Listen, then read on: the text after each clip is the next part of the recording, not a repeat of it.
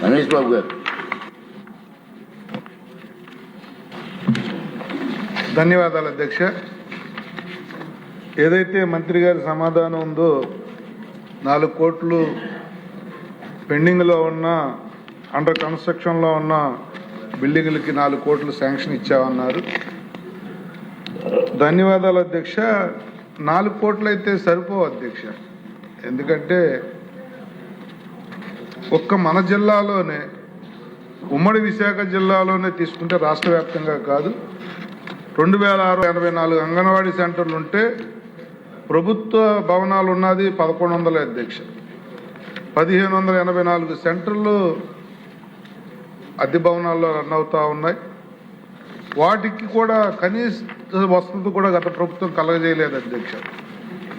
ఏదైతే ఏ వర్గాలకైతే ఇది సేవలు అందిస్తూ ఉందో చిన్నపిల్లలు, గర్భిణీ స్త్రీలు, డెలివరీ అయిన తల్లులు, ఆ వర్గాల వారికి సేవలు అందించే ఈ సెంటర్లో గత ప్రభుత్వం కనీస వసతులు కూడా ఇవ్వక వాళ్ళు కనీస వేతనాల కోసం ఫైట్ చేస్తే వాళ్ళని అరెస్ట్ చేసి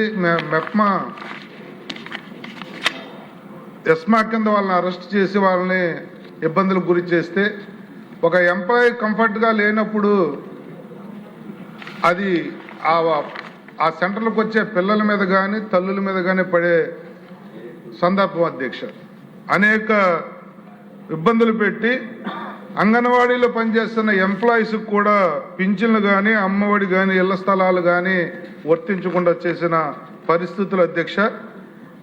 గత ప్రభుత్వం ఇన్ని తప్పులు చేస్తే మనం వచ్చిన తర్వాత ఈ సంవత్సరాల కాలంలోనే మన జీతాలు విషయంలో కానీ కొన్ని చోట్ల మంచినీటి సదుపాయాలు, మరుగుదొడ్లు ఇవన్నీ ఏర్పాటు చేయటంలో కానీ,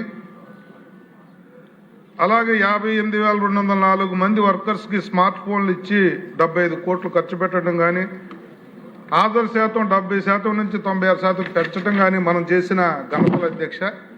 అయితే మీ ద్వారా ప్రభుత్వాన్ని, మంత్రి గారు నేను కోరేది ఏమిటంటే ఇప్పుడు మీరు ఇచ్చిన బడ్జెట్ అయితే చాలదు, ఇంకా పెద్ద మొత్తంలో నిధులు కేటాయిస్తే అక్కడ కంఫర్ట్ ఇవ్వకపోతే చేయగలిగింది మనం ఏమీ ఉండదు.